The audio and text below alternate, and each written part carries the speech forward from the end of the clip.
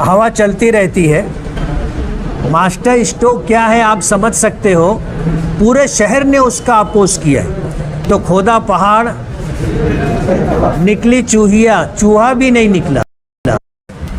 बिस्मिल्लाहिर्रहमानिर्रहीम। नहमदुहु व नुसल्ली अला रसूलिहिल करीम, अम्मा बाद।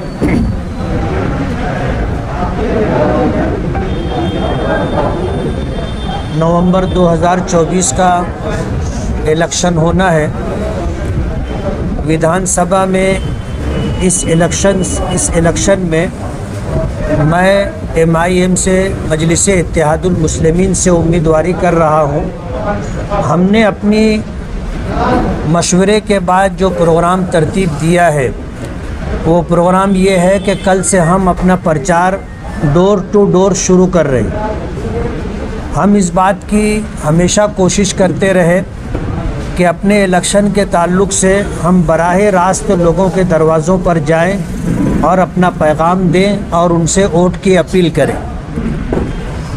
तो कल सुबह 10 बजे से इंशाअल्लाह हम अपने प्रचार का आगाज़ करेंगे और इस्लामपुरे से इसकी शुरुआत करेंगे। हमारे मशवरे से ये तय हुआ है कि बुध के दिन खयाबान निशात चौक पर हमारा पहला इंतखाबी जलसा होगा और उस जलसे के अंदर हम लोग अपने इलेक्शन के तई अपने शहर को क्या देना चाहते हैं और इस शहर की तामीर व तरक्की के लिए इस शहर में अमन व अमान बरकरार रहे और इस शहर से बुराई का ख़ात्मा हो, इस बात के लिए हम लोग अहलियान शहर से गुफ्तगू करेंगे। हमारा पहला जलसा खयाबान निशात चौक पर होगा और उसी दिन हम उस इलाके के अंदर डोर टू डोर जा कर के लोगों से मुलाकात भी करेंगे। हमारा दूसरा इंतखाबी जलसा जुमा के दिन सैलानी चौक पर होगा और सैलानी चौक के इलाके में भी हम लोग अपने जो तरीक़ाकार है जुमेरात और इसी तरह जुमा, हम अपने जो है घर घर जा कर के जो प्रचार करना चाहते हैं उस इलाके में अपना प्रचार करेंगे। ये हमारा प्रोग्राम है और इस प्रोग्राम को ले कर के हम लोग अपनी इंतखाबी मुहिम में आगे बढ़ेंगे।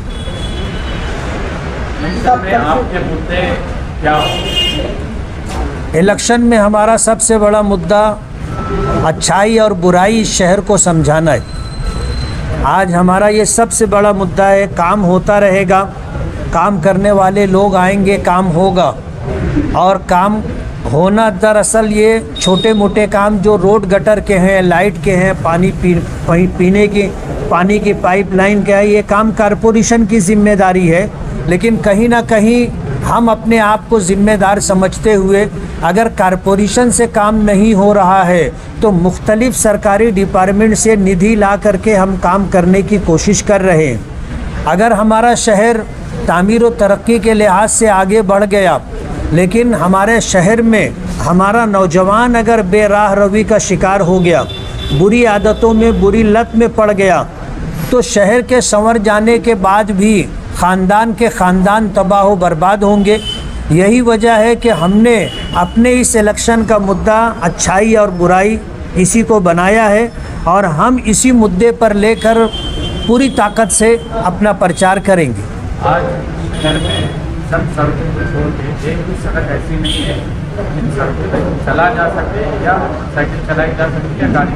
अखिलेश यादव आज उन्होंने भी ये शिकायत की कि आपका शहर जो है पूरा शहर खंडर बन चुका है, तो आपने काम तो किए, ये जिम्मेदारी किसकी? ये जिम्मेदारी कारपोरेशन की है। कारपोरेशन जब अपने शहर से टैक्स वसूल करती है तो टैक्स वसूल करने के बाद पूरे शहर के रहने वालों को बुनियादी सहूलत फराहम करना, जिसमें रोड है, गटर है, पीने का पानी है, लाइट है, हेल्थ है और इसी के साथ एजुकेशन है, ये सारी जिम्मेदारी कारपोरेशन पर आती है। और हम यही चीज़ लोगों को बताना भी चाहेंगे कि कारपोरेशन में जो लोग 7.5 साल तक कंटिन्यू बरसरे इक़्तिदार रहे, अगर 7.5 साल के अरसे में शहर में अपनी ज़िम्मेदारी महसूस करते हुए कारपोरेशन में मेयर की चेयर पर बैठ करके अगर मालेगांव के रोड रास्ते बना दिए होते तो लोगों को शिकायत करने का मौका नहीं मिलता।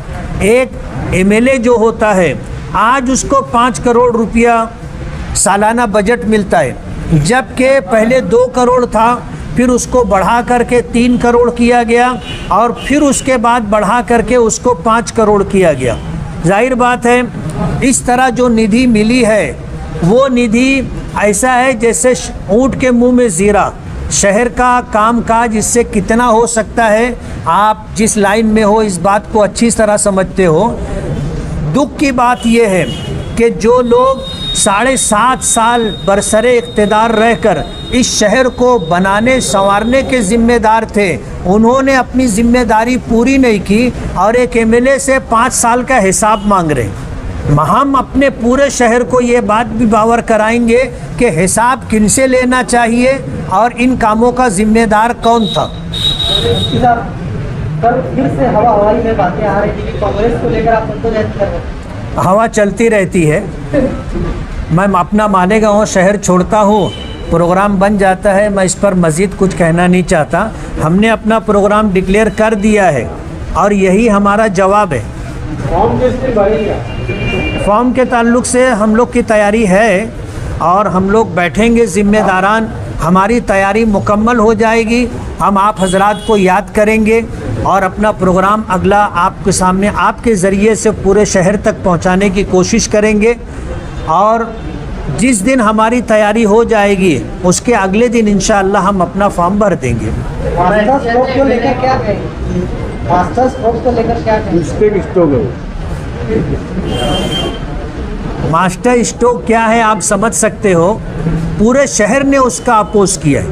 मालेगांव शहर मस्जिदों का, मदरसों का और एक लिहाज से अगर देखा जाए तो मुसलमानों का बड़ा शहर होने की वजह से एक बहुत बड़ा दीनदार तबका अल्हम्दुलिल्लाह हमारे शहर में रहता है। और अगर मैं एक जुमले में कहना चाहूँ तो खोदा पहाड़ निकली चूहिया, चूहा भी नहीं निकला, निकली चूहिया।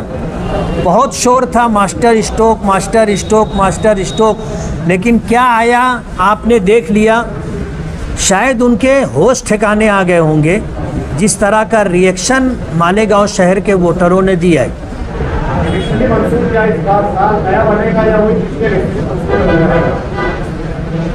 बात यह है कि जो सत्ता में होते हैं उनके लिए भी इस तरह का कामकाज करना मुश्किल हो जाता है। हम अपने शहर से कोई झूठा वादा नहीं करना चाहते।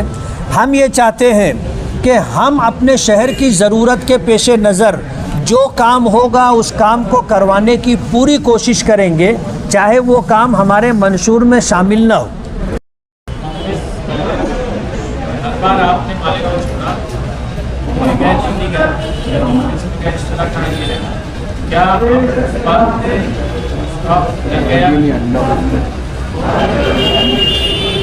हमारा शहर एक ऐसा शहर है कि यहाँ पर कुछ लोग बाय प्लानिंग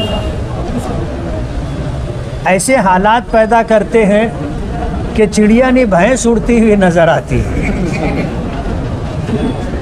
ऐसा हवा बनाया गया कि पूरे शहर के अंदर एक अजीब सी सूरत हाल थी, लेकिन हमारे लिए सियासी तौर पर बहुत अच्छी थी कि जिन दिनों मैं शहर में नहीं रहा उन दिनों कम से कम मेरा चर्चा तो ज़ोरों पर रहा। शहर इस बात को देख रहा है। मैंने मजहबी स्टेज से कभी भी एक जुमला सियासी नहीं कहा और जब मैं सियासी स्टेज पर होता हूँ तो सियासी बात करता हूँ। जो मुकाबले में उनका जवाब तो हाँ, इतने मुकाबले वालों का जवाब इसलिए जो है मैं अपने तई जो बात कहना है कि ये इल्ज़ाम बेबुनियाद है। हम मजहबी स्टेज से मजहबी बात करते हैं, सियासी स्टेज से सियासी बात करते हैं।